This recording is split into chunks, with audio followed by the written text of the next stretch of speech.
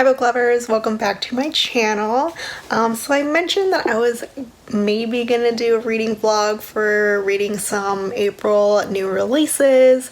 So I figured, alright, I said it, might as well do it. Because I started my first book, Don't Go Stealing My Heart by Siskind, and I am really enjoying it so far. I am being so charmed by this romance. It's gonna be the first of my April TBR, like part April TBR. That's gonna be me catching up on all the arcs that I have. The premise sounds awesome. The cover is adorable. This one we have a Robin Hood heroine who steals from the rich to give to the poor, and her latest mark is our hero who wants to do nothing but steal her heart. So the blurb itself had me so hooked, but right now I am like this much into it, 65 pages in, and I love all of these extra details. Like she goes to his small town where they have this little festival celebrating Elvis, or like one part of the festival people impersonate or like they do tributes to Elvis Presley by dressing up like him and performing his songs. So he is one of those contestants, and also both of them love reptiles. Like, that's not my thing, but I think that is so cute that both of them do. They both own bearded dragons. The heroine's bearded dragon is named Lucy, and then the hero's bearded dragon is named Ricky Ricardo. Both names from I Love Lucy, which just goes to show how absolutely meant to be they are. I am really enjoying this so far. It's a standalone, so I will update you guys later when I read more of this book. Hi everyone, I'm checking in for my vlog. I'm actually going to change it up. It's not going to be just April releases, just spring contemporary romances. And I've just finished Don't Go Stealing My Heart by Siskind, and oh my gosh, I loved it so much. I'm giving it 5 stars. It was absolutely perfect for me. I loved everything about it. It was the perfect light and fluffy read. I mean, there are some more serious parts of this book, but overall it is so adorable, so swoony. I loved the romance. I loved everything else, the whole Robin Hood thing, the Elvis parts. It was so cute. It was exactly what I wanted in a rom-com. Like I said before, it is so dorky and charming with the whole matching lizards and the whole Elvis thing. The hero is very much a beta hero. He's a little bit shy. When he first meets Clementine, the heroine, he is flustered by her, blushes a little, and I love that so much. So he's definitely a more awkward type of hero, but once Jack and Clementine start getting to know each other better, even though Clementine is kind of lying to Jack about, you know, why she's in that small town, he gets so much more confident about being with Clementine, about wanting to be with Clementine, because he knows that she's it for him, and he wants to prove to her that he and their relationship is worth staying. Clementine and Jack, both of them, are just so pure and wholesome characters. I love them so much. I mean, yes, Clementine is trying to steal from Jack, but it's to help the poor, but the both of them just have really pure-hearted intentions, and they're just such good people. I loved reading about them. The romance is the swooniest thing. Like, Jack is a beta out in the streets, but he is definitely an alpha in the sheets. He knows exactly what he's doing when it counts. So this one was a total win. I'm so happy that I started with this for this vlog. Hopefully the other books that I choose will continue on this winning streak. She also is releasing another book about the heroine's former foster sibling, Annie. There's a little excerpt at the end of this, and it sounds so good. Just as quirky and weird, I guess, as Don't Go Stealing My Heart. In the Beat Match, Annie's book, the main characters both moonlight as DJs, so cannot wait to see how that turns out. Next up on my TBR is the Happy Ever After playlist by Abby Jimenez. This one is the standalone sequel to The Friend Zone, which I really liked, except for the ending. It would have been an almost perfect book if it weren't for the ending that I just wasn't happy about. But her writing was very strong in The Friend Zone, so I have kind of high hopes for this one. I'm just a little scared though. I know a lot of people have said that this book is very like fun and not at all the depressing kind of book that I expected from the end of the friend zone. I won't say anything to spoil it, although if you read the blurb for this one, you can probably guess what happens. People say it's light and fluffy. That's kind of what I really want to be reading right now anyway. I do love though that Abby Jimenez makes dogs such a prominent feature in her romances. Like the first book, there was Stuntman Mike. I think he was a terrier, and then here we have another dog. This one is what connects these two main characters. Sloane, the heroine, finds this lost dog and kind of adopts him. She tries to contact the owner, Jason, but he doesn't respond for like a week or two, so it's her dog now. She's been battling with grief and depression, and Tucker, the dog, is what's helping her come out of it. Jason, the owner, finally responds and wants his dog back, and that's how these two main characters first meet. I think that's so adorable. It's kind of like what I want in a meet cute. Honestly, if it's dog related, I would be so happy. So I will be reading this one for my second read, and will let you guys know what I think. Alright, reading update. I have finished a book and I'm currently in the middle of another one. So I have finished the Happy Ever After playlist, which I actually really loved. I'm giving it like a 4.5 stars. I love it just a little bit more than The Friend Zone, which is Abby's debut, her first book, just because this ending did not make me mad or annoyed. But yeah, this was such a good read. I'm so happy I read this one for the vlog. 2 books in a row that I'm loving. This book, Jason has my whole heart. Oh my god, I love this man, this hero so much. He is the perfect good guy. He is so swoony. He absolutely dotes and adores on Sloane. He's just so charming and flirty, and I could not stop smiling every time he opened his mouth. He's a sweetie. I love that the 2 books that I've read so far have 2 heroes who are such good guys. Like, as much as I love reading about alpha heroes, sometimes I love reading about jerks. Reading these books is reminding me of how much I love the good, nice guy heroes as well. Like, these beta heroes are also absolutely swoon-worthy. Also, it's been really cold recently. It's been raining like crazy in California. Lounging around in my faux fur lined jacket at home. But yeah, this book was wonderful. There's like a little rock star aspect to it as well, because Jason is an up-and-coming musician. In this book, he has to go on tour, which is a little bump in the road when it comes to his and Sloane's developing relationship. But I just loved how patient yet determined he was to make their relationship work, because Jason knew from the very beginning that Sloane is the one for him, and he'll do anything to make a life for them possible. You do get to see Josh and Kristen from the first book, The Friend Zone, and this book as well. They're super cute with their, well, they're super cute. Again, I love the dog in this one. Abby Jimenez speaks to my dog-loving heart. This was a wonderful, swoony romance. If you love good guy heroes, this is absolutely one to read. I did take forever to read this one though, because, well, I'm just not used to reading paperbacks, like physical books, as much anymore. I'm very much an ebook girl, and this was my second paperback in a row that I had to read, and I don't know, it just took me forever. But I did appreciate that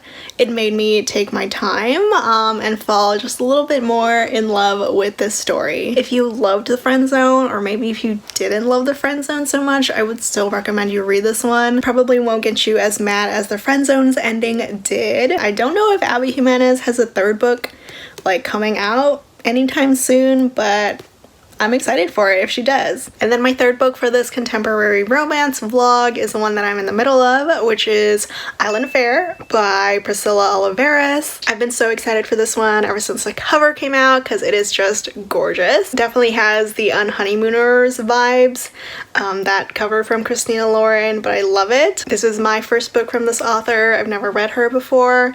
It's taken me a little bit of time to get into, honestly. The writing is a bit cheesy for my taste, but it's a really cute story so far. It is about a fake relationship trope. The heroine is about to go on vacation with her whole family, and her boyfriend has just dipped, and she kind of needs someone to go with her so that her family won't drive her crazy with their expectations of her, because she's kind of a black sheep. And in comes Luis, the Key West firefighter hero, who offers to help her her out for the week because he's kind of been forced to take a week-long vacation and he has nothing else to do. So now they're in this together and there's absolutely some chemistry involved despite them trying not to make their fake relationship venture into anything real. It's set in Key West and the story is kind of giving off the vibe of a love letter to the Florida Keys, which is great. I mean, I'm stuck at home. It's disgustingly rainy and cloudy, and I would love to be in some nice sunshine right now, so what better way than to read about it. This book is going okay so far. I'm not really loving it as much as I'm hoping to, so I will update you guys when I finish this book. Hi everyone, this is gonna be the rest of the vlog. I got a little bit too lazy to film myself for the 3.5 other contemporary romances that I read. I mean, it was part laziness, part me just being in my pajamas and my glasses for the past 3 or 4 days and just not wanting to film myself looking like that. So here I am. I'm actually dressed up, or like half dressed up. My pants are still my pajamas and I've got my baby here with me. So the last time I filmed, I read Don't Go Stealing My Heart and the Happy Ever After playlist. I got this gorgeous finished copy the other day. I'm kind of sad about it though because it's a little messed up. Like, something happened during production. They cut the pages wrong. It's only in the acknowledgements though. Like literally it starts in the acknowledgements. But Forever was really nice and offered to send me another copy. But yeah, I finished this one too and I was in the middle of Island Affair by Priscilla Oliveras. I love these two books, but sadly Island Affair wasn't quite what I was expecting it to be. It didn't live up to my hopes. I'm only giving that one 3 stars. It was an okay read. It wasn't bad, but it just wasn't to my taste. Again, it's a fake relationship romance set in Key West. The perfect setting for like a gorgeous rom-com, but I just never really grew to love these characters. It was really hard to connect with Luis, particularly the hero, because he is so closed off and a little bit hypocritical because he wants the heroine to open up while he keeps himself very locked up and doesn't really share any of his secrets with her. So that did bother me a little. It is Fade to Black too, which is not my favorite. And the writing, it was alright. Like, I really love the way that she described the setting, described the Florida Keys. I felt like I was there in the story, but when you get to the dialogue, it just felt very awkward and stilted. Like every time I would read the main characters talking to each other, I just kept thinking that no one really talks like this. I don't know, it could be just me, but the dialogue just always would bring me out of the story. The romance is a bit of a slow burn. These main characters do take a while to like finally open up and be vulnerable with each other. A bit too long in the hero's case. I liked all the Spanish. I liked being able to use my 5 years of Spanish classes to understand all the Spanish words. There is a really interesting aspect when it comes to the heroine though. She has an eating disorder. I did like the way that it was handled. Like, she's going through therapy for it. Her family knows about it and she's trying to deal with the way that her family is treating her differently after like finding out about her eating disorder. So I did like reading about that. But like in general, I just never really connected with this story or these characters. I wish I could have loved it more. I'm sure a lot of people will enjoy it more than I did. It is gonna be a series, the first in a new series. I thought it was just gonna be a standalone, but like the acknowledgements or the ending of the book, it said that we're getting more books set in the Key West about this family, which I'm really excited about. I'm hoping the second book will be about Luis's younger brother, Enrique, who he kind of has a falling out with in this story. My next contemporary rom-com is You Deserve Each Other by Sarah Hogle. This one has had a ton of hype. Every time I posted about it, everyone would reply to my stories, reply to my posts, saying how much they loved it. So I went into this with very high hopes, plus the blurb sounded amazing. It's enemies to lovers, well, lovers to enemies to lovers, because our couple is engaged but now they don't want to be anymore because they kind of hate each other now. But for this one, it really sucks to be in the minority for something you know everyone else is loving, but you deserve each other just didn't quite work out for me either. It was such a struggle reading the entire first half of the story. Nicholas and Naomi were just not characters I liked at all. These two met and fell in love years ago, and now they are currently engaged, but Naomi just doesn't want to be engaged anymore because she's pretty much fallen out of love with Nicholas. The two of them are going through the motions. They don't really care about each other anymore. They don't put the other person first anymore. They just don't try in this relationship.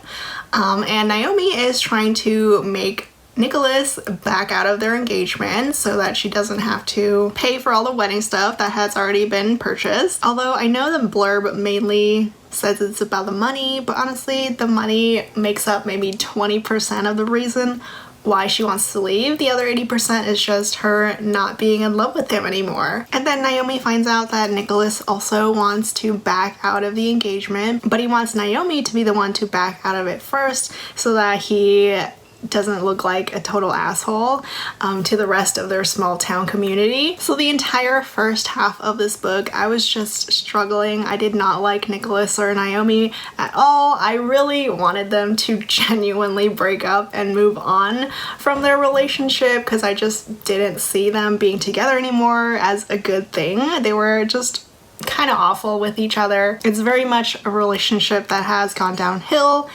one where they just don't care about each other anymore. So they go through all of these dumb little schemes, little pranks to make the other one back out of the engagement first. It gets pretty ridiculous. Sometimes it's funny, sometimes it's not. I know it's compared a lot to the hating game in terms of like enemies to lovers stuff, but whereas all the hate to love stuff was really cute in the hating game, in this book it just wasn't. It was kind of cringy. I just wanted them to break up, which is not really the kind of romance that I like or want to read. Luckily, the second half did get a lot better. Not enough to make me love this book, but enough to not make me hate this book. I went on Goodreads in the middle of this book because I just needed to know if it would get better, and luckily, like, the general consensus, even from people who loved this book and gave it 5 stars, they did not like the first half. The second half was so much better, and I definitely agree. Nicholas and Naomi are not quite as unlikable anymore. They start to slowly fall back in love with each other. It's kind of cute sometimes, but again, the whole first half just made it so hard for me to connect with either of these main characters. So even though I liked the second half more, I still wasn't, you know, in love with these characters or their romance. So this one was a 3-star read for me. I wish I could have loved it more, but Naomi and Nicholas were just so annoying for too long. Again, I am in the minority for this one. I know people are loving this book and I can see why, but it was just too much hate for me to love it. But if you prefer those kinds of enemies to lovers romance with a ton of hate or like indifference, then this one will probably work better for you than it did for me. The next rom-com that I read is Girl Gone Viral by Alisha Rai, and I love this one. I'm giving it 4.5 stars. I gave The Right Swipe 4 stars. I really like that one, but I like this one just a little bit more. It wasn't perfect, but it was still so good, so sweet and wholesome and adorable. I loved Jas and Katrina. They are absolute cinnamon rolls. I would die for these characters. They were just so sweet. I love Alisha Rai's writing in general, and this series has been really successful for me. It's very much a modern day contemporary rom-com, lots of dating app lingo. In this case, we have Katrina, who is a former model and lives the life of a recluse because she has a lot of anxiety that she's going to therapy to deal with. She has been in love with her bodyguard Jas for a very, very long time, and unknowns to her, he has also been in love with her as well. So lots of unrequited love and longing between these two. Also, if you read The Right Swipe, Katrina is Rhiannon's best friend. Rhiannon is the heroine from book 1. fun. In this book, Katrina gets involved in this viral tweet. Katrina is at a cafe and this dude, random dude, starts talking to her, and someone else starts tweeting about them, making up lies about how cute their date is going. So now Katrina is known as hashtag cute cafe girl, and the guy is known as hashtag cafe bae. There is a photo, but luckily Katrina is kind of covered. The public isn't able to easily recognize her, but she's still terrified of losing her privacy. So she and Jazz decide to go out into the country where his farm is. His family owns a farm, a peach farm. They go off the grid, living in his inherited, secluded farmhouse. And here is where the forced proximity gets to them, and they finally realize that the other person like reciprocates those feelings. The romance is just sweet and slow. These characters are so pure and wholesome. I loved these two. Jazz is just utterly adoring of Katrina. He has a little thing, a little tiff with his family because of his PTSD that he needs to deal with. I read some reviews that said that the romance was overshadowed, and I can kind of see it, but not really. I truly didn't feel like the romance was overshadowed in this book at all by the whole viral tweet thing and Jazz's family. It just all blended very well for me, especially since Jazz and Katrina are always like physically together dealing with everything, even though they're not like actually coupled together yet. The romance in The Right Swipe I definitely thought was overshadowed by everything, but here I thought it was just all balanced very, very well. The romance was definitely enough for me. The only like problem that I had with this book was how overblown this viral tweet got. I just truly don't think that it would ever get this big. I'm sure Alisha Rai had to take some liberties to make the situation more extreme than it probably would have been. Like, the person who posted the viral tweet got a whole freaking book deal out of it and got hundreds of thousands of followers, and I'm like, I don't think that would ever happen, but I do appreciate that Alisha Rai did literally go viral on Twitter over a tweet about cake pops, so very fitting for this book. And then my last of the rom-coms is probably my favorite, or like tied with first of all these 6 books that I read, is Beach Read by Emily Henry. This book was randomly sent to me. I honestly had never heard of Emily Henry. I didn't even know she wrote YA, but it was a lovely surprise because as soon as I read the blurb, I knew I had to read it. Our 2 main characters are opposites. January, the heroine, writes romances, love stories, and Augustus, Gus, the hero, writes literary fiction, kind of depressing literary fiction. She believes in happily ever afters, he does not, but they are new neighbors for the summer, and they both make a little deal with each other. They're both struggling through writer's block, and they decide to write the other person's genre to get them out of their rut. And every weekend they'll go on little outings.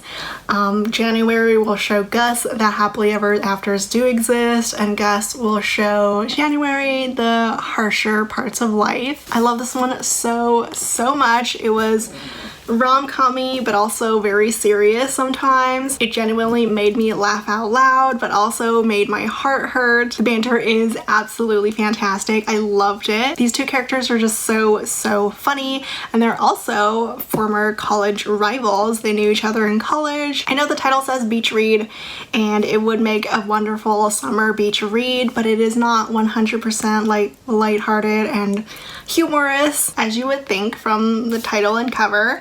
I mean, it is very funny, but it also gets very serious sometimes. The heroine is dealing with the loss of her father, and she also finds out that her father had a mistress. Gus had a depressing, awful childhood life growing up. There's just a lot of complexity with these characters that I really appreciated. I'm giving this one 5 fat stars. I loved it so much. I could not put it down, and I can only hope that Emily Henry writes even more romances, although I guess this one could also count as women's fiction. It's like that weird in between. It's like both romance and women's fiction that's very popular these days. But the romance here was more than enough for me. I loved it. So those were the 6 contemporary romances, rom-coms that I read over the past 2 weeks. I am so glad to finally be done with this vlog. I don't know how people do it. I'm trying to do vlogs more, but it's a struggle Probably should not have chosen 6 books to read, but I did. Coincidentally, each one is from a different publisher plus an indie book. I didn't purposely do it, but halfway through I was like, oh hey, that's nice. My 2 favorites though were my yellow books, Beach Read and Don't Go Stealing My Heart. Love these 2 so much. These are not out yet. Don't Go Stealing My Heart is out the end of April. Beach Read is out in May. These 2 are close seconds, 4.5 stars. And then of course Island Affair and You Deserve Each Other, 3 stars. But overall I would say it's a really good 2 reading weeks. I've just been in the mood to read contemporaries, rom-coms, because I just need something lighthearted and fun, and all of these really delivered. So if you're looking for something to read this spring, any of these books would totally work, even the ones that I didn't fully love. But as soon as like Beach Read and Don't Go Stealing My Heart comes out, y'all need to read it. Hope you enjoyed this video, enjoyed this vlog. If you want to see me doing more vlogs, let me know. As always, links for these books are down in the description below. Thank you so much for watching, and I'll see you all next time. Bye!